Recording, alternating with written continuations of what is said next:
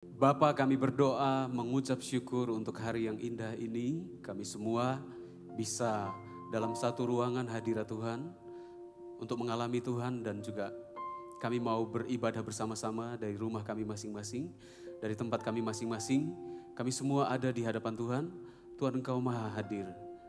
Engkau tahu hati kami hari ini. Engkau tahu apa yang kami alami. Engkau tahu perasaan kami. Tapi kami mau mengambil satu langkah iman, sebuah langkah yang luar biasa, bahwa kami semua tidak hidup karena perasaan kami saja. Oleh karena itu, kami taruh perasaan kami di bawah kasih Tuhan. Kami letakkan perasaan kami di bawah hadirat Tuhan. Kami mau supaya pikiran kami adalah pikiran Kristus. Mungkin situasi kali ini, hari-hari ini membuat kami bersedih. Tapi kami ingat firman-Mu ya Tuhan. Firman-Mu berkata, Tuhan bisa mengubah ratapan jadi tarian. Jika kami mengalami sesuatu yang mendukakan, Engkau berkata bahwa Engkau adalah penghibur. Allah Roh Kudus, Engkau hadir di rumah kami masing-masing. Hiburlah kami ya Tuhan, kuatkan kami. Situasi dan perasaan kami rasanya hari-hari ini terhempaskan. Tapi Engkau berkata kami tidak kehilangan akal. Kami tidak kehilangan Tuhan. Oleh karena itu ya Tuhan, segala situasi sulit, situasi yang keras yang kami alami, sekeras batu sekalipun, kami percaya dari batu yang keras bisa mengalir air hidup, air untuk memberi minum.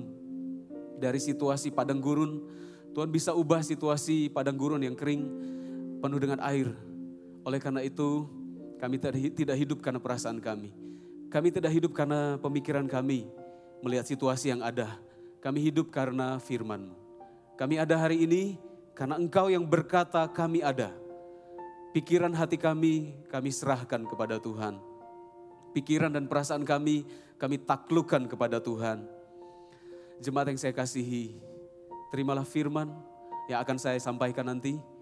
Biarlah Engkau bersuka cita bersama dengan orang-orang yang Engkau kasihi. Saya percaya Tuhan hadir sekalipun kita hari ini tidak berjumpa secara fisik. Tapi Tuhan yang Maha Kuasa, Dia yang hadir di sini bersama kami, bersama dengan saya, Dia juga yang hadir di rumah-rumah Anda. Anda bisa taruh tangan Anda di dada Anda masing-masing. Mari sembah Tuhan. Engkau baik ya Bapa. Engkau melebihi apa yang kami rasakan. Engkau melebihi apa yang bisa kami lihat dengan mata jasmani kami. Engkau hadir, Engkau berkuasa, Engkau indah ya Tuhan, lebih indah dari segala situasi yang kami alami. Terima kasih Yesus. Jika ada jemaat yang sakit, jamah Tuhan. Jika ada jemaat yang bergumul, Tuhan bukakan jalan keluar. Tuhan berkati segala situasi, tidak ada yang melebihi Tuhan kami. Tidak ada yang bisa berkuasa, lebih berkuasa dari Allah yang kami sembah. Allah, Raja segala Raja. Terima kasih Tuhan Yesus. Nyanyikan sama-sama sebuah lagu yang berkata, mari masuk. Undanglah Yesus di rumah Anda masing-masing. Terima kasih Tuhan Yesus. Terima kasih Yesus, Engkau begitu baik. Engkau begitu indah. Engkau mengetuk di pintu rumah kami, di hati kami. Dan kami membukakan pintu. Masuklah ya Tuhan. Makanlah bersama-sama dengan kami. Berperkaralah bersama-sama dengan kami. Haleluya. Terima kasih Tuhan Yesus. Mari masuk, mari masuk, masuk hatiku, ya Yesus, datang sekarang, datang tinggal dalam hatiku, ya Yesus. Sekali lagi dalam bahasa Inggris, into my heart. Into my heart, into my heart. Come into my heart, Lord Jesus. Undang Yesus di rumah Anda masing-masing. Come in today, come in to stay, come into my heart, Lord Jesus. Seperti lagu ini ya Tuhan, kami mau Engkau hadir masuk ke rumah kami masing-masing. Karena jika Engkau hadir di rumah kami masing-masing, tidak ada lagi yang kami takutkan. Karena Tuhanlah pemilik hidup kami, Tuhanlah pemilik rumah kami, Tuhanlah pemilik keluarga kami, Tuhan pemilik anak-anak kami, Tuhan pemilik semua yang ada dalam hidup kami. Tuhan ambil alih seluruh hidup kami, Tuhan ambil alih semua pekerjaan kami. Segala hal, bahkan nafas kami, Engkau yang memiliki ya Tuhan. Datanglah damai sejahtera dalam hidup kami, datanglah damai sejahtera kuasa Tuhan dalam keluarga kami. Sekali lagi, yang sakit disembuhkan oleh Tuhan, Tuhan mengasihimu, Tuhan memberkatimu, setiap jemaat yang saya kasih. Di dalam nama Tuhan Yesus Kristus. Setiap Anda yang mau mendengarkan firman, mau merenungkan firman, sama-sama katakan, amin. Puji Tuhan, Tuhan Yesus itu baik, Tuhan itu indah, Tuhan hadir di tengah-tengah kita. Dan saya mau menyapa setiap jemaat yang saya kasihi dimanapun Anda berada, di seluruh Sumatera. Jemaat di Medan, di Palembang, di Pekanbaru, Jambi, Lampung, yang ada di Binjai, yang ada di Dumai, dan kota-kota perintisan yang ada. Siapapun Anda yang melihat khotbah ini, mengikuti ibadah secara online, Tuhan mengasihi Anda. Tuhanlah yang mengundang Anda untuk bisa melihat, tidak kebetulan Anda bisa melihatnya. Ada pesan firman Tuhan untuk setiap Anda. Anda bisa katakan kepada orang di sebelah Anda, atau jika Anda sendirian, Anda bisa katakan untuk diri Anda sendiri, Tuhan Yesus bangkit. Sekali lagi katakan, Tuhan Yesus bangkit. Jika Yesus bangkit, maka tidak ada yang bisa mengalahkan. Situasi kita telah dikalahkan oleh Tuhan. Hari ini kita sama-sama merayakan Paskah. Paskah artinya di hari yang ketiga Tuhan Yesus bangkit. Tuhan Yesus bangkit di hidup Anda, Tuhan Yesus bangkit bagi keluarga Anda. Maut telah dikalahkan. Tidak ada satu kuasa pun yang bisa membuat Anda kalah. Tuhan Yesus hadir hari ini di hidup Anda. Mari sama-sama membuka firman Tuhan yang telah saya siapkan, dan Anda bisa membacanya di rumah Anda masing-masing. Bisa ikuti firman Tuhan di dalam Markus pasal 16. Ayat yang pertama sampai ayatnya yang ke-8. Injil Markus 16 ayat yang pertama sampai ayat yang ke-8. Saya bacakan, silakan Anda mengikuti dari handphone atau dari Alkitab Anda masing-masing. Demikianlah firman Tuhan, kebangkitan Yesus. Setelah lewat hari Sabat, Maria Magdalena dan Maria ibu Yakobus serta Salome membeli rempah-rempah untuk pergi ke kubur dan meminyaki Yesus. Dan pagi-pagi benar, pada hari pertama minggu itu setelah matahari terbit, pergilah mereka ke kubur. Ayat 3, mereka berkata seorang kepada yang lain, siapakah yang akan menggulingkan batu itu bagi kita dan dari pintu kubur? Tetapi ketika mereka melihat dari dekat, tampaklah batu yang memang sangat besar itu sudah terguling.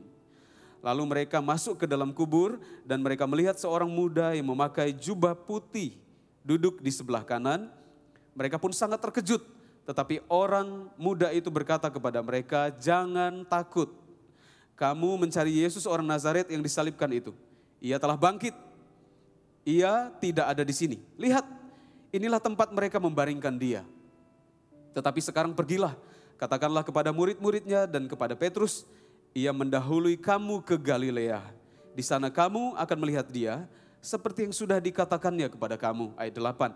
Lalu mereka keluar dan lari meninggalkan kubur itu sebab gentar dan dahsyat menimpa mereka. Mereka tidak mengatakan apa-apa kepada siapapun juga karena takut.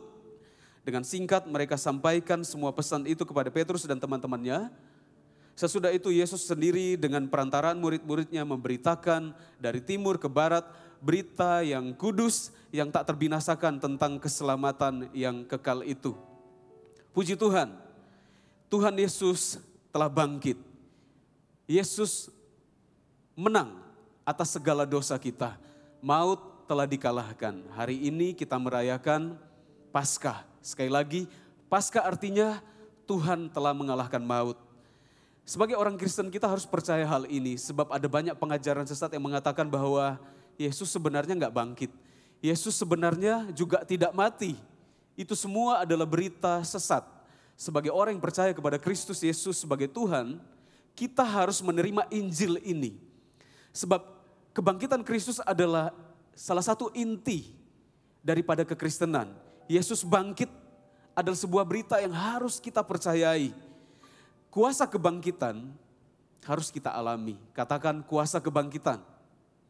Kuasa kebangkitan harus dialami oleh Anda di rumah-rumah Anda, setiap hari bersama dengan keluarga Anda. Kuasa kebangkitan kalau kita mengerti dengan sungguh-sungguh, maka akan terjadi kemenangan dalam hidup kita setiap hari. Kuasa kebangkitan akan mengiringi perjalanan kekristenan kita. Kuasa kebangkitan akan mengiringi perjalanan iman Kristen kita. Akan masuk ke dalam keluarga Anda, akan membuat anak-anak Anda menang, akan membuat Anda diurapi dalam pekerjaan Anda. Sebab ada kuasa kebangkitan, kuasa yang mengalahkan kematian. Semua kematian, apapun itu, jika Yesus ada dalam hidup kita, setiap kematian dikalahkan. Jika Anda merasa bahwa pekerjaan Anda mati, undanglah Yesus supaya Yesus memberikan hikmat kepada Anda bekerja. Maka akan terjadi kebangkitan di dalam pekerjaan Anda. Jika Anda mengalami kematian di dalam hubungan-hubungan Anda, undanglah Yesus. Rendah hati dan berkata, Yesus hadir dalam hidup saya. Yesus memerintahlah dalam hidup saya. Tuntun saya menjadi suami yang baik, tuntun saya menjadi seorang istri yang baik, tuntun saya menjadi seorang anak muda, profesional muda yang penuh dengan hikmat supaya saya bisa membangun hubungan yang benar dalam Tuhan. Maka akan terjadi kebangkitan di segala area hidup kita. 1 Petrus 1 ayat 3 berkata, saya bacakan. Terpujilah Allah dan Bapa Tuhan kita Yesus Kristus yang karena rahmatnya yang besar telah melahirkan kita kembali oleh kebangkitan Yesus Kristus dari antara orang mati. Jadi kalau kita percaya kepada kebangkitan Kristus, maka kita ini akan dibangkitkan, dilahirkan kembali. Hidup lama kita telah berlalu. Segala harapan-harapan yang mati di masa lalu, segala dosa di masa lalu kita tinggalkan. Sekarang kita menjadi ciptaan baru. Sebab firman Tuhan berkata, siapa yang percaya kepada Yesus, ia akan menjadi ciptaan yang baru. Yang lama sudah berlalu, sesungguhnya yang baru sudah datang. Kita ini menjadi ciptaan baru. Kita tidak melihat ke belakang. Jadi mari kita memaknai Paskah hari ini. Lihat bahwa kebangkitannya juga mempengaruhi hidup kita. Kita yang mati dijadikan baru oleh Tuhan. Hidup Anda yang lama dibuat baru oleh Tuhan. Jika dunia ini dengan mesin-mesin yang canggih bisa membuat recycle, membuat sampah-sampah jadi didaur ulang jadi sesuatu yang baru. Apalagi Allah kita di sorga, Dia bisa membuat masa lalu kita, membuat hal-hal yang buruk. Apa yang kita kerjakan, rasanya kita ini merasa enggak berarti, kita ini sampah. Tapi Tuhan bisa mengubah sampah, sesuatu yang kita anggap sampah di hidup kita, Tuhan bisa ubah kita menjadi sesuatu yang baru dalam Tuhan. Saya mau Anda punya pengharapan ini. Iman Kristen percaya bahwa Yesus telah bangkit. 1 Korintus 15 ayat 17 berkata, dan jika Kristus tidak dibangkitkan, maka sia-sialah kepercayaan kamu dan kamu masih hidup dalam dosamu. Jadi jika kita tidak percaya kebangkitan Kristus, sia-sia semua iman kita. Jika kita tidak percaya bahwa Yesus mengalahkan maut, bangkit dari kematian, maka sia-sia semua ibadah kita, sia-sia semua kegiatan ibadah kita, sia-sia semua CG kita, sia-sia semua pemberian kita. Karena kita tidak percaya kepada kebangkitan Yesus dari antara orang mati. Jadi setiap orang Kristen dimanapun Anda berada, Anda harus percaya bahwa Yesus bangkit. Ini adalah berita yang sangat penting. Natal penting, Jumat Agung penting. Tapi kebangkitannya juga penting. Kita harus percaya Yesus bangkit. Katakan kepada hatimu sendiri, Yesus bangkit. Yesus bangkit. Yesus telah bangkit mengalahkan maut. Oleh karena itu, saya juga bangkit jadi baru, mengalahkan segala situasi di sekeliling saya yang kelihatan mati. Jangan percaya kepada ajaran sesat bahwa Yesus itu sebenarnya tidak mati dan tidak bangkit. Yesus itu mati karena dosa kita, tapi pada hari yang ketiga ia mengalahkan maut, ia bangkit. Kembali ke pembacaan firman Tuhan, Markus 16 ayat 3, fokus ke sana ya. Ayat yang ketiga berkata, mereka berkata seorang kepada yang lain, siapakah yang akan menggulingkan batu itu bagi kita dari pintu kubur? Tetapi ketika mereka melihat dari dekat, tampaklah batu yang memang sangat besar itu sudah terguling. Kuburan orang Israel Yahudi pada zaman itu biasanya berbentuk sebuah goa kecil. Mereka mengeruknya, lalu mereka menutupnya dengan batu yang sangat besar. Berbentuk bulat, menutup. Dan itu batu tersebut, penutup kuburan tersebut hanya bisa dipindahkan oleh beberapa orang pria. Tenaga dibutuhkan, tenaga yang banyak dibutuhkan untuk menggulingkan sebuah penutup kuburan. Dan ketika para murid Tuhan Yesus, yaitu para wanita, pagi hari mereka mau mengunjungi kuburan Yesus. Mereka belum tahu bahwa Yesus bangkit. Ada sebuah kerinduan di hati mereka untuk mengunjungi Tuhan mereka, sekalipun kelihatannya Tuhan mereka mati. Tapi lihat, mereka tetap mau bangun pagi hari, mereka pergi ke kuburan, dan dalam perjalanan mereka berbicara di antara mereka sendiri. Kalau kita pergi ke kuburan Tuhan Yesus, siapa nanti yang akan menggulingkan kubur tersebut? Itu dipertanyakan oleh mereka. Kita pun demikian akhir-akhir ini, kita menanyakan banyak hal. Kita berkata, gimana kalau situasi virus ini belum berlalu? Kelihatan virus ini adalah sebuah bongkahan batu yang sangat besar, yang membuat kita nggak bisa berjumpa satu dengan yang lainnya. Situasi ini seperti sebuah situasi yang sulit untuk kita singkirkan. Siapa nanti akan menggulingkannya? Situasi yang terjadi sekeliling kita seperti sebuah kematian. Tapi mereka, perhatikan, mereka tetap melangkah. Mereka tetap pergi dari rumah mereka, dari tempat tinggal mereka. Mereka tetap pergi melangkah, pergi ke kuburan. Dan sekalipun mereka belum mendapat jawaban siapa yang akan menggulingkan batu, lihat mereka tetap pergi melangkah. Dan setelah mereka sampai ke kuburan, ternyata penutup kuburannya, batu yang menutup sebagai pintu telah digulingkan. Ini prinsipnya. Tangkap dengan iman. Lakukanlah bagianmu, nanti Tuhan lakukan bagiannya. Kerjakan bagianmu, Tuhan nanti akan gulingkan batunya. Tetap pergi, tetap melakukan sesuatu yang berarti setiap hari-hari ini. Tetap melakukan sesuatu sesuai dengan pengharapan.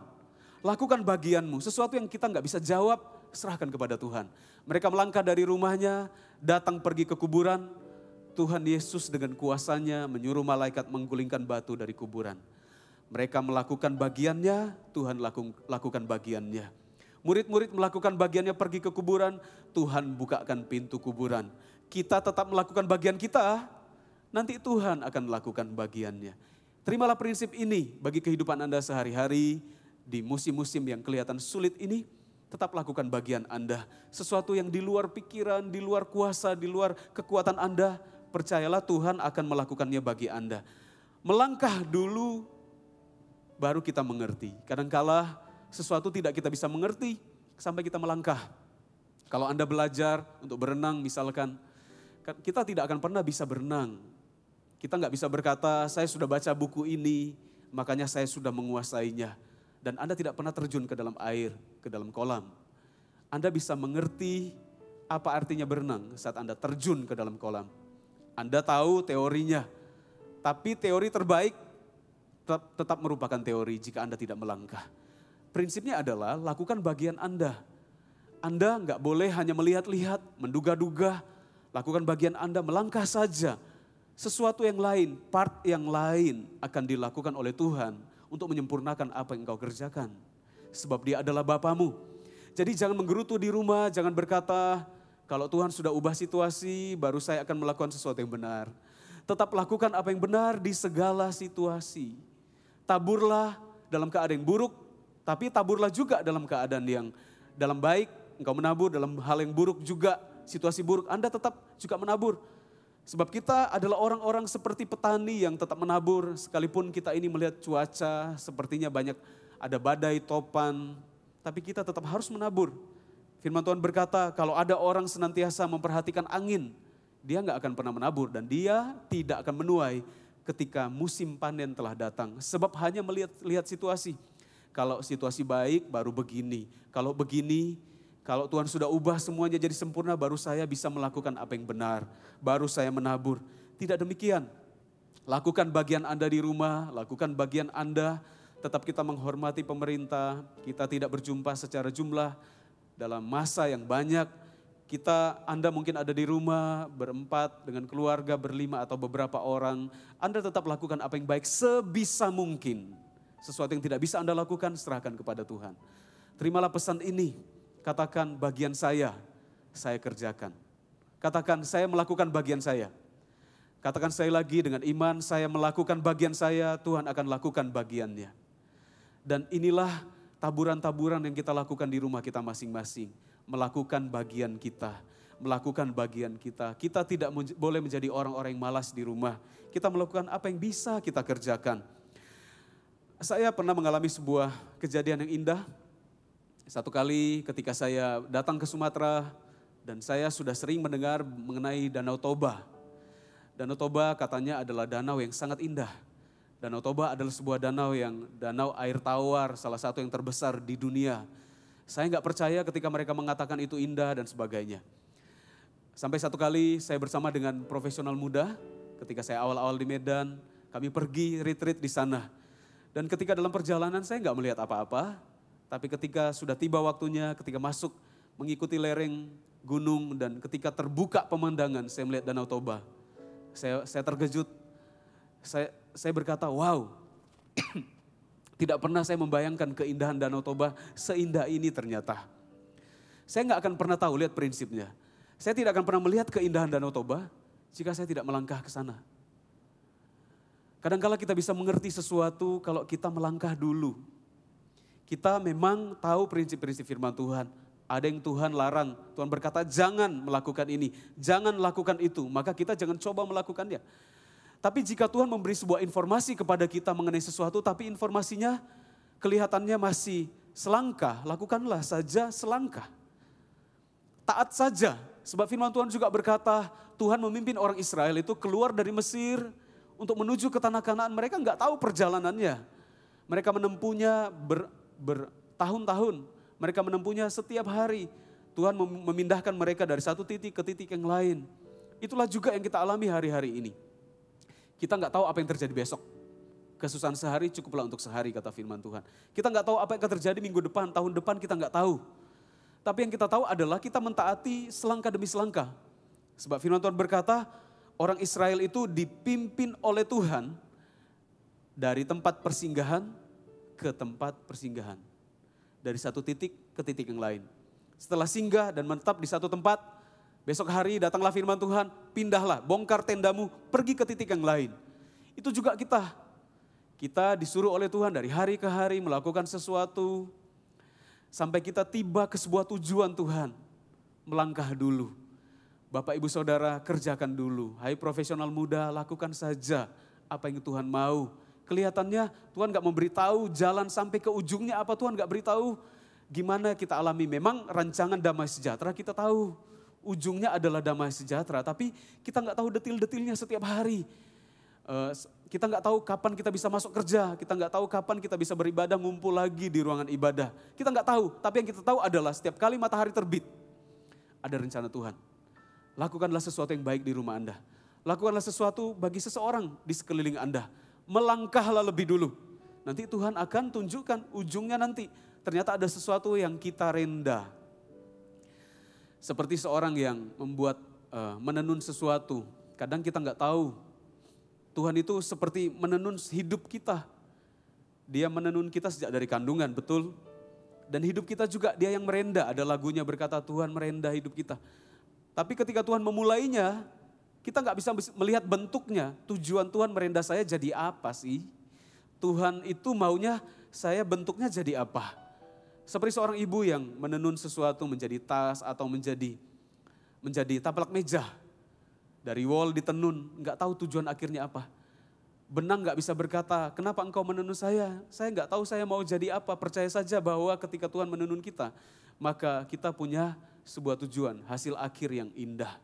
Kerjakan bagian Anda, Tuhan akan kerjakan bagiannya. Kalau kita melihat di Alkitab, ada banyak kejadian bagaimana Tuhan memberikan tuntunan kepada umatnya, kepada hamba-hambanya, nabi, raja-raja, di mana Tuhan itu menuntun, Tuhan itu membawa mereka, tapi mereka nggak mengerti sepenuhnya Tapi mereka mau taat.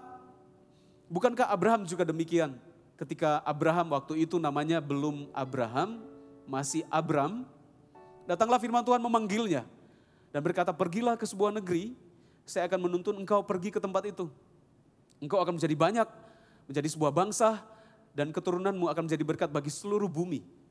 Lalu pergilah Abraham, firman Tuhan berkata, ke tempat yang nanti akan ditunjukkan Tuhan. Jadi Abraham tidak tahu kemana tujuannya, hanya taat saja. Lalu ketika Abraham taat, beberapa waktu kemudian Tuhan memberitahu perkara demi perkara, kejadian demi kejadian. Akhirnya Abraham mengerti tujuannya. Tapi Tuhan tidak memberitahu ketika Tuhan memanggil Abraham pertama kali. Demikian juga kita hari-hari ini, apa sih tujuan Tuhan dengan sebuah situasi begini? Dengan keadaan begini rencana Tuhan sebenarnya apa? Kita nggak tahu. Taat saja, lakukan saja bagian kita masing-masing setiap hari. Kita juga melihat kehidupan Yosua. Dalam Yosua 10 ayat 11 saya bacakan. Berkata begini, sedang mereka melarikan diri di depan orang Israel dan baru di lereng Bet Horon. Maka Tuhan melempari mereka dengan batu-batu besar dari langit sampai ke Aseka sehingga mereka mati. Yang mati kena hujan batu itu lebih banyak dari yang dibunuh oleh orang Israel dengan pedang. Jadi Yosua dan pasukannya itu bertempur dengan musuh-musuhnya, Adonisedek yaitu Raja Yerusalem. Dan mereka pergi berperang, mereka nggak bisa mengalahkan Adonisedek dan semua pasukannya sekaligus. Mereka melakukan bagiannya, mengalahkan tidak hampir sebagian, tapi sebagiannya dikalahkan oleh Tuhan. Lakukan bagian kita, Tuhan lakukan bagiannya. Selesaikan peperanganmu, Tuhan akan selesaikan peperangan yang tersisa tersebut untuk melengkapi kemenangan kita. Kita harus menjadi orang yang percaya kepada Tuhan. Saat kita melihat tantangan, jangan berkata, saya nggak sanggup lah. Memang segala sesuatu kalau kita lihat, kita nggak bisa mengerjakannya kalau tanpa Tuhan. Kita bisa punya planning yang sangat besar, kita bisa punya rancangan yang indah, namun jika Tuhan berkata kita berhenti nafasnya hari ini, kita nggak bisa mengerjakannya. Jadi semua pekerjaan kita setiap hari kita bisa mengerjakannya karena kita melakukan bagian kita dan Tuhan akan melakukan sisanya. Bahkan sebenarnya kadang-kala Tuhan melakukan lebih banyak dari yang kita kerjakan. Namun Tuhan menyisakan sesuatu untuk kita kerjakan supaya kita ikut di dalam sukacita kemenangan karena kita adalah rekan-rekan sekerja Allah. Kehidupan Sadrak, Mesak, dan Abednego, orang-orang anak-anak muda yang dibawa ke pembuangan ke Babel juga demikian. Saya bacakan beberapa ayat dari kehidupan mereka. Dikatakan, sekarang jika kamu bersedia, demi kamu mendengar bunyi sangkakala, Daniel 3 ayat 15. Ya. Seruling, kecapi, rebab, gambus, serdam, dan berbagai-bagai jenis bunyi-bunyian. Sujudlah menyembah patung yang kubuat itu. Jadi ternyata Raja Babel itu berkata, saya ini buat patung. Dan semua orang harus menyembah Baal yang saya buat. Jika tidak, mereka akan dihukum. Dan ternyata ada 3 orang Israel yang percaya kepada Tuhan, kepada Allah, kepada Yahweh, Tuhannya Israel. Mereka tidak mau menyembah Baal. Akhirnya mereka dilemparkan ke perapian. Demikian keterangannya. Tetapi jika kamu tidak menyembah, kamu akan dicampakkan seketika itu juga ke dalam perapian yang menyala-nyala. Dan dewa manakah yang dapat melepaskan kamu dari dalam tanganku? Kata raja ya. Daniel 3:22, karena titah raja itu keras, dipanaskanlah perapian itu dengan luar biasa. Sehingga nyala api itu membakar mati orang-orang yang mengangkat Sadrak, Mesak, dan Abednego itu ke atas. Ayat 23. Tetapi ketika orang itu yakni Sadrak, Mesak, dan Abednego jatuh ke dalam perapian yang menyala-nyala itu dengan terikat. Kemudian terkejutlah Raja Nebukadnezar, lalu bangun dengan segera dan berkatalah ia kepada para menterinya, bukankah 3 orang yang telah kita campakkan terikat ke dalam api itu? Jawab mereka kepada raja, benar ya raja. Katanya, tetapi ada 4 orang kulihat berjalan-jalan bebas di tengah-tengah api itu. Mereka tidak terluka dan yang keempat itu rupanya seperti anak dewa. Ketaatan kita menuntun ke arah Tuhan. Lihat, ketika kita taat untuk tetap menyembah Tuhan saja, tidak mau menyembah Baal, menyembah Allah lain, kita akan berjumpa dengan Tuhan di sana. 3 orang dilemparkan, dihukum, masuk ke dalam perapian. Ternyata di dalam perapian itu mereka tidak terbakar, rambutnya pun tidak terbakar, satu helai pun kata firman Tuhan. Dan justru di sana mereka berjumpa dengan Kristus di perjanjian lama. Jadi ketaatan mereka, langkah ketaatan mereka, disambut oleh Yesus. Ujung daripada setiap ketaatan kita, waktu kita mau melakukan bagian kita, ada Yesus di sana. Kita melangkah, kita melakukan bagian kita di rumah masing-masing, kita melakukan pekerjaan kita dengan baik di rumah kita, lakukan apa yang bisa kita lakukan. Tentunya di luar kemampuan kita nggak bisa kerjakan. Tapi selalu ada kuasa Tuhan yang akan menyambut, yang akan menyempurnakan, sehingga pekerjaan kita akan disempurnakan oleh Tuhan. Lihat sekali lagi bahwa di ujung ketaatan kita selalu ada Tuhan di sana. Peristiwa anak yang hilang juga demikian. Di perjanjian lama, perjanjian baru maksud saya, ketika Yesus menceritakan perumpamaan ada 2 orang anak. Satu anak yang bungsu berkata kepada papanya, berikan hak saya, warisan saya. Lalu dia mengambil warisannya, dia pergi hidup berfoya-foya. Kemudian ketika habis semua hartanya, dia menjadi seorang penjaga babi, untuk makan makanan babi pun dia nggak bisa. Dia nggak punya apa-apa dan dia berkata dalam hatinya, saya akan pulang ke rumah papa saya, sekalipun saya nggak diterima, saya akan berkata saya nggak usah diterima sebagai anak, saya jadi upahan papa saja.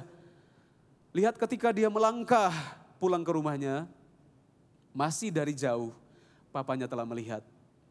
Ketika anaknya melangkah pulang, lihat bapaknya melangkah maju dan memeluk. Itulah yang akan kita kerjakan di akhir zaman ini. Di situasi yang sulit hari-hari ini. Saat kita melangkah dengan bagian kita, Tuhan akan menyambut dengan langkah Tuhan. Kita akan berjumpa dengan kasih Tuhan. Jangan menuduh sana sini, tidak usah salahkan sana sini. Kerjakan saja bagian Anda. Cari hikmat, minta hikmat dari Tuhan. Tuhan berkata, barang siapa kekurangan hikmat, mintalah kepada Dia. Maka Tuhan akan memberikannya dengan murah hati. Dialah hikmat itu sendiri. Makanya ada kitab yang penuh hikmat. Kitab pengkhotbah, Amsal, ada yang kita bisa baca setiap hari. Itu berasal dari Roh Kudus. Dialah hikmat di segala situasi kehidupan kita. Minta hikmat dari Tuhan. Katakan, Tuhan Yesus, saya meminta hikmat darimu untuk situasi ini. Taruh tanganmu di dada. Katakan, Tuhan Yesus, saya meminta hikmat daripadamu untuk situasi ini.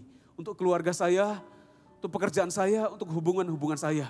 Sebagai profesional muda, sebagai family, sebagai anak muda AOG, saya minta hikmat dari Tuhan. Roh Kudus akan memberikannya kepadamu. Kembali ke pembacaan firman Tuhan. Kita semua harus mengalami kuasa kebangkitan Tuhan. Ya, 1 Petrus 1 ayat 3, terpujilah Allah Bapa, Tuhan kita Yesus Kristus. Yang karena rahmatnya yang besar telah melahirkan kita kembali oleh kebangkitan Yesus Kristus. 1 Petrus 1 ayat 4 berkata, untuk menerima suatu bagian yang tidak dapat binasa, yang tidak dapat cemar, dan yang tidak dapat layu, yang tersimpan di sorga bagi kamu. Alamilah kuasa kebangkitan Tuhan. Untuk kita mengalami kuasa kebangkitan Tuhan, lihat prinsip ayat tadi, mereka melangkah. Perempuan-perempuan ini melangkah saja, waktu mereka sampai ke kuburan, kuburannya telah terbuka. Mereka, para wanita ini tenaganya terbatas. Tuhan tahu itu. Tuhan juga tahu tenaga kita terbatas. Kadang-kala pikiran kita juga sampai ke titik-titik tertentu rasanya mau menyerah. Mulai hilang pengharapan.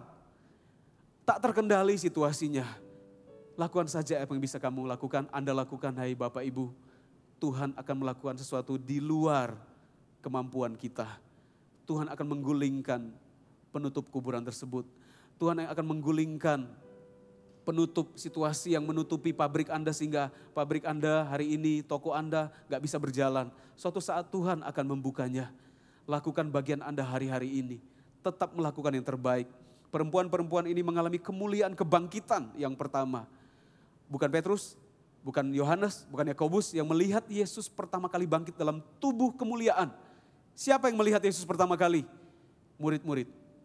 Wanita-wanita maksud saya. Mereka murid-murid, mereka wanita-wanita yang tidak terhitung dalam bilangan rasul-rasul. Tapi mereka menunjukkan kerinduan mereka melakukan bagiannya akan menerima reward dari Tuhan. Mereka semua mengalami kasih Tuhan. Mereka melihat Yesus tubuh kemuliaan pertama kali. Tidak ada manusia di bumi yang melihat pertama kali selain daripada wanita-wanita ini. Pada zaman itu, maaf, para wanita dianggap sebagai golongan kelas 2. Tuhan memberitahu kepada Anda hari ini juga, kalau Anda merasa Anda disepelekan orang lain dengan situasi ini, Anda merasa Anda gak seperti orang lain, Anda merasa Anda kelas bawah, lihat, sekalipun Anda dianggap demikian, Kalau Anda mau percaya kepada Tuhan, kuasa kebangkitannya, Tuhan akan menunjukkan kemuliaannya kepadamu. Tuhan akan menyatakan dirinya kepadamu. Bahkan waktu itu Yesus belum pergi kepada Bapa. Tapi Yesus rela menunjukkan kemuliaannya kepada para murid. Karena para murid, maksud saya para wanita itu mau membayar harga. Ada beberapa hal sederhana yang kita bisa kerjakan akhir-akhir ini. Bagaimana kita bisa mengalami kemuliaan kebangkitan Kristus. Bukankah situasi yang kita alami hari-hari ini seperti sebuah kematian. Seperti pada waktu itu, murid-murid, para wanita juga mengalami sebuah situasi. Guru mereka, Tuhan mereka mati. Hari ini apakah Anda juga menganggap demikian? Tuhan ada di mana ya akhir-akhir ini? Tuhan ada di mana dengan sebuah situasi ini? Kenapa Tuhan tidak melakukan sesuatu menyembuhkan bumi ini, membuat situasi jadi normal kembali? Tuhan rasanya mati ya. Tuhan engkau ada di mana? Kuasamu ada di mana? Tunjukkanlah kuasamu dan sebagainya. Situasi yang kita alami hari ini seperti sebuah situasi yang dialami oleh para perempuan dan murid-murid pada zaman itu. Yesus Kristus, Tuhan yang mereka ikuti selama 3,5 tahun mati. Namun dalam situasi begini, para murid-murid, para wanita ternyata mereka tidak tinggal diam. Mereka tetap melakukan bagian mereka. Kita juga sekalipun kita ada di rumah, lakukanlah bagianmu. Nanti Tuhan akan bukakan seperti sebuah tabungan, seperti sebuah koin. Koin pertama, koin kedua, koin ketiga. Ada hal-hal secara rohani kita taburkan. Kelihatannya kecil saja. Sesuatu yang kelihatannya sepele. Kita lakukan setiap hari ketika kita ada di rumah, nggak bekerja, tidak bisa kerja secara bebas, pergi ke kantor dan sebagainya. Lakukanlah. Nanti ketika sebuah situasi datang, Tuhan membukakan pintu. Tuhan bukakan, Tuhan bangkit, maka kita akan melihat kemuliaan. Kita melihat hal-hal praktis, beberapa hal yang saya renungkan di sini. Hal-hal praktis yang kita bisa lakukan di rumah. Katakan hal-hal praktis. Ya, ada poin-poin penting untuk kita mengalami kuasa kebangkitan. Yang pertama di ayat yang kedua dikatakan, Markus 16 ayat 2, dan pagi-pagi, maksud saya ayat 1, setelah lewat hari Sabat, Maria Magdalena dan Maria ibu Yakobus serta Salome membeli rempah-rempah untuk pergi ke kubur dan meminyaki Yesus. Dikatakan mereka menyiapkan rempah-rempah, tidak minta dari orang lain. Mereka membelinya untuk mengalami kuasa kebangkitan, mengalami perayaan Paskah yang sebenarnya kita terjemahkan dalam tindakan sehari-hari apa? Apa yang bisa kita kerjakan untuk merayakan Paskah di rumah? Lihat prinsipnya. Mereka membeli rempah-rempah. Artinya untuk mereka berjumpa dengan Yesus, mereka mau pergi ke kuburan, mereka mengeluarkan uang. Mereka berkorban. Mereka beli rempah-rempah. Artinya mari belajar bayar harga untuk sesuatu yang kita perjuangkan. Untuk kita mengalami kuasa kebangkitan Kristus di rumah kita harus belajar bayar harga. Jika Anda tinggal bersama dengan orang lain di rumah Anda, jika Anda tinggal bersama orang tua Anda, atau di ruko Anda, lantai 1 siapa yang tinggal, lantai 2 siapa yang tinggal, kakak beradik, untuk sementara Anda sedang menabung untuk membeli rumah yang lain, tapi hari ini Anda masih tinggal bersama dengan kakak beradik Anda, orang tua Anda, masih banyak keluarga di rumah Anda. Jangan mentalnya gratisan, apalagi orang Kristen. Anda bisa mengambil bagian untuk bayar rekening listrik. Hari-hari ini saya baru tahu bahwa rekening listrik itu cepat habis. Listrik itu cepat habis. Air minum juga cepat habis. Karena kita tinggal di rumah, gak kemana-mana. Lebih banyak di rumah daripada di luar. Jadi lakukan sesuatu yang sederhana untuk kita menguasai dan mengalami kuasa kebangkitan Kristus di Paskah kali ini. Yang kita kerjakan di rumah adalah kita tidak punya mental gratisan. Jangan berkata, mumpung pemerintah berkata PLN di ukuran tertentu, rumah-rumah tertentu, dengan daya tertentu digratiskan, lalu kita berusaha untuk mengambilnya, lalu kita nggak dapat, kita marah kepada pemerintah. Ya puji Tuhan kalau Anda bisa dapatkan, tapi jika tidak, percayalah bahwa Tuhan bisa pelihara Anda. Jangan mentalnya selalu apa yang bisa gratis. Gimana bisa gratis? Selalu yang kita pikirkan adalah menerima dari orang lain. Hari-hari ini justru yang kita pikirkan adalah bagaimana kita memberi. Ya, tunjukkan bahwa Anda adalah jemaat GMS. Anda adalah orang yang bayar harga. Jadi jika Anda ada di rumah, sekali-sekali Andalah yang ganti beli token listrik ya. Lalu gantian pergi beli makan. Jangan orang itu terus, atau adik Anda terus, atau koko Anda terus, abang Anda terus, atau orang tua Anda terus. Seharusnya Anda yang pergi, sesekali Anda yang keluar. Pergi memang untuk tujuan tertentu, atau sesekali Anda yang masak. Dan jangan lupa kirimkan ke rumah saya. Dan ke rumah full timer juga yang menemani saya hari ini. Katakan tidak bermental gratisan. Kita bisa belajar. Maria Magdalena, Maria Ibu Yakobus, mereka pergi beli rempah-rempah. Mereka harusnya berduka cita. Tuhan kita itu sudah mati. Yesus guru kita mati. Kita harusnya bersedih. Dalam situasi kesedihan itu mereka tetap belajar bayar harga. Mereka keluarkan uang mereka. Hari ini juga di sekeliling saya ada beberapa orang volunteer. Mereka tetap datang untuk syuting hari ini. Mereka tetap melayani, memang tidak banyak, beberapa orang saja. Tapi mereka belajar memberi. Bersukacitalah Anda di rumah. Anda hari ini menikmati firman Tuhan dan juga praise and worship yang sudah ada tadi. Anda bisa menikmatinya, itu adalah pemberian oleh Tuhan melalui kami. Oleh karena Anda sudah menerimanya juga, Anda bisa beritahu kepada orang lain untuk menontonnya, untuk mengikuti ibadah ini.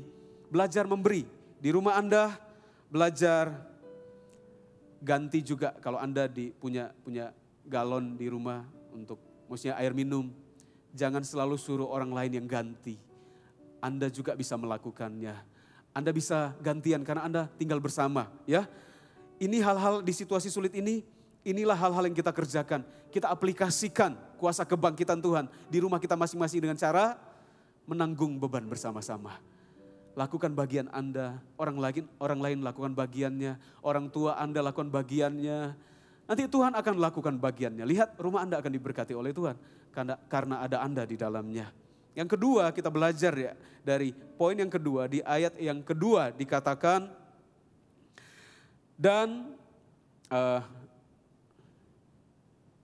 ayat pertama, setelah lewat hari Sabat, Maria Magdalena dan Maria Ibu Yakobus serta Salome membeli rempah-rempah untuk pergi ke kubur dan meminyaki Yesus. Tetap di ayat yang pertama, garis bawahi meminyaki Yesus. Apa maknanya? Apa makna kuasa kebangkitan Yesus dengan kalimat ini di rumah kita? Artinya meminyaki kaki Yesus, meminyaki Yesus maksudnya, meminyaki orang yang sudah mati adalah sebuah tindakan tradisi yang dilakukan oleh orang Yahudi. Ini adalah sebuah tradisi yang dilakukan turun-temurun. Lihat, saya mau Anda menggali kebenaran ini. Sebuah tradisi, kalau Anda ada di rumah, Anda bisa melakukan tradisi-tradisi yang baik. Ada kegiatan-kegiatan baik yang sudah menjadi tradisi sejak Anda kecil. Lalu mungkin Anda bekerja, menjadi dewasa, bekerja, pergi melakukan aktivitas Anda sudah jarang di rumah. Tapi karena himbauan pemerintah kita harus ada di rumah, mari lakukan kembali tradisi-tradisi yang baik. Tidak semua tradisi di rumah kita itu salah. Jika sebuah tradisi itu salah, jangan lakukan. Apalagi tradisi kita menyembah yang bukan Tuhan. Kita melakukan sesuatu dosa, tradisi yang salah, kita nggak boleh lakukan. Tapi mari kita tetap melakukan dan memelihara tradisi-tradisi yang baik. Katakan tradisi yang baik. Kisah Para Rasul 17 ayat 26, kita mau belajar ya. Paulus saja menghargai tradisi di orang Yunani pada waktu itu. Tidak semua hal-hal di suku tertentu itu salah. Tradisi yang salah kita buang, tradisi yang baik kita ambil. Ini adalah tradisi yang baik, meminyaki mayat. Itu adalah sesuatu yang baik. Dan Tuhan mengizinkan untuk hal itu dilakukan. Kisah Rasul 17 ayat 26 berkata, dan dari satu orang saja ia telah menjadikan semua bangsa dan umat manusia untuk mendiami seluruh muka bumi. Dan ia telah menentukan musim-musim bagi mereka dan batas-batas kediaman mereka. Ayat 27. Supaya mereka mencari Dia dan mudah-mudahan menjamah dan menemukan Dia. Walaupun ia tidak jauh dari kita masing-masing. Ayat yang ke-28. Sebab di dalam Dia kita hidup kita bergerak, kita ada, kita seperti yang telah juga dikatakan oleh pujangga-pujanggamu. Sebab kita ini ada dari keturunan Allah juga. Jadi Rasul Paulus ketika melayani berjumpa dengan orang-orang Yunani penyembah berhala. Tapi di antara orang-orang yang menyembah berhala ada sebuah pepatah, ada sebuah perkataan-perkataan yang baik. Ternyata itu diadopsi, dimasukkan ke dalam firman. Semua tradisi-tradisi di keluarga kita harus lihat dengan terang firman Tuhan. Lakukanlah tradisi-tradisi unik di rumah Anda kalau tradisi itu baik. Misalkan begini, saya pernah melayani di kota Palembang. Saya kenal dengan seorang bapak, suami istri, mereka jemaat senior kami di GMS Palembang. Bapak ini bercerita kalau anak-anaknya berkumpul di rumahnya atau kalau bapaknya pergi ke rumah anaknya, lalu anak-anak yang lain akan ngumpul juga di sana. Mereka kalau malam hari di saat liburan, mereka akan ngobrol sampai jauh malam. Mereka akan tidur di satu ruangan saja. Mereka akan alas tikar atau mereka akan menghabiskan malam bersama-sama kakak beradik, papa mama di satu kamar. Itu tradisi yang baik apalagi saat ini. Mungkin sudah selama ini kita terpisahkan, tidak ada waktu berkumpul. Lanjutkan tradisi ini. Kumpul di kamar siapa, papa mama, lalu mulai bercanda atau setelah Anda bisa berdoa bersama, Anda cerita-cerita apa saja yang baik. Itu adalah tradisi yang baik. Ada tradisi yang baik yang muncul di Markus pasal 16. Mari kita lakukan tradisi-tradisi yang baik, mumpung lagi ngumpul di rumah. Tradisi apa lagi yang baik yang kita bisa kerjakan? Saya teringat beberapa waktu di keluarga saya, tidak setiap hari, tapi waktu kami kumpul di waktu-waktu tertentu, kami akan makan bersama. Kami punya budaya untuk saling tunggu. Kalau papa belum duduk, mau makan, tidak ada satu orang pun yang bisa makan. Bukan karena papa saya memberikan hukum Taurat, bukan. Tapi kami merasa enggak enak saja makan, papa belum ada. Nah, kali ini mumpung ngumpul, lakukan saja tradisi-tradisi ini. Tradisi yang sudah lama kita lupakan. Karena beberapa waktu ini, perkembangan zaman, Anda bisa makan di kamar Anda, kakak Anda bisa makan di bawah, papa makan di kamar, siapa makan di ruang depan, siapa makan di dapur. Kenapa kita enggak melanjutkan tradisi-tradisi yang baik? Karena Tuhan menghargainya. Tradisi yang baik kita bisa lakukan. Jadi untuk hidup dalam kuasa kebangkitan, mengalami kebangkitan Tuhan. Hal praktis yang bisa dilakukan adalah menghidupi tradisi-tradisi yang baik. Karena Tuhan juga menghargainya. Lukas 4 ayat 16, Yesus juga memberi contoh. Dikatakan begini, ia datang ke Nazaret tempat ia dibesarkan. Dan menurut kebiasaannya pada hari Sabat ia masuk ke rumah ibadat. Lalu berdiri hendak membaca dari Alkitab. Kepadanya diberikan kitab Nabi Yesaya dan setelah dibukanya ia menemukan nas. Di mana ada tertulis roh Tuhan ada padaku oleh sebab ia telah mengurapi aku. Untuk menyampaikan kabar baik kepada orang-orang miskin. Ia telah mengutus aku dan selanjutnya. Dikatakan di ayat yang ke-16 dan menurut kebiasaannya. Lihat kebiasaan Yesus, menuntun Yesus, dia manusia, Yesus manusia 100%. Punya sebuah kebiasaan, yaitu pergi ke gereja, pergi ke sinagog. Menurut kebiasaan, ternyata kebiasaan-kebiasaan yang baik, berkenan kepada Tuhan. Mari kita biasakan sesuatu dikerjakan berulang-ulang di rumah kita. Kebiasaan yang baik, lanjutkan itu. Situasi ini sangat tepat, lingkungan kita hari ini sangat tepat. Mungkin olahraga bersama, jalan pagi atau jalan siang atau jalan sore. Karena waktu tak terbatas hari ini. Atau mau jalan malam juga gak apa-apa. Silahkan ngobrol bersama, bertiga, berempat. Ngobrol bersama di kompleks Anda, perumahan Anda atau di sebuah tempat. Anda bisa ngobrol-ngobrol, kapan hal ini bisa terjadi lagi. Jadi situasi yang buruk kita ubah jadi baik. Karena kita melakukan hal-hal yang baik. Yang terakhir adalah dikatakan di ayat yang kedua. Dan pagi-pagi benar pada hari pertama minggu itu. Setelah matahari terbit, pergilah mereka ke kubur. Anda garis bawahi pagi-pagi benar. Poin yang ketiga yang kita bisa lakukan untuk kita mengalami kuasa kebangkitan Tuhan adalah, mari kita belajar prioritaskan. Waktu, memberikan waktu prioritas untuk hal-hal yang utama. Pagi-pagi benar, mereka gak kemana-mana. mereka langsung mempersiapkan diri. Mereka pergi ke kuburan Kristus. Pagi-pagi benar, ketika mereka belum melakukan hal-hal yang lain, mereka pergi mau cari Tuhan, tanda kutip. Sekalipun yang mereka tahu bahwa Tuhan itu belum bangkit. Mari kita juga melakukan hal-hal yang baik. Berkat terbaik akhir-akhir ini adalah bukan uang. Menurut saya bukan uang. Uang bukan berkat yang terbaik. Berkat yang jauh lebih bermakna daripada apa yang kita miliki hari ini adalah waktu. Waktu untuk bisa bersama-sama. Waktu untuk sesuatu yang lebih baik. Sesuatu yang lebih bisa kita prioritaskan. Sesuatu yang kita bisa bangun kebiasaan baik kita di rumah. Tuhan adalah prioritas utama. Anda bisa menyapa Tuhan. Saya waktu-waktu ini banyak sekali waktu di rumah. Saya sekalipun kadang saya bisa membiarkan diri saya bangun agak siang. Saya bisa bangun agak siang. Saya tetap berkata kepada Tuhan, sebelum saya turun dari kasur saya berkata, saya menyapa Tuhan dengan kalimat sederhana. Selamat pagi Tuhan. Kadang satu waktu Tuhan seperti berkata dalam hati saya, sudah siang, jangan selamat pagi. Oh iya, selamat siang Tuhan. Tuhan bisa bercanda, Tuhan penuh sukacita. Saya berkata, selamat siang Tuhan. Selamat pagi hampir siang. Saya tetap mau menyapa Tuhan. Ketika Anda bangun pagi, tetap sapa Tuhan. Ini kita punya waktu yang banyak untuk kita menyapa Tuhan. Prioritaskan waktu kita, waktu terbaik untuk sesuatu yang lebih berharga. Inilah hal-hal sederhana yang kita bisa kerjakan, memaknai kuasa kebangkitan Tuhan Yesus di Paskah kali ini. Kerjakan bagian Anda, Tuhan akan kerjakan bagiannya. Saya berdoa firman Tuhan ini menjadi penghiburan, menjadi motivasi, mendorong Anda untuk tetap bersinar di rumah Anda. Mendorong Anda untuk tidak menggerutu di rumah.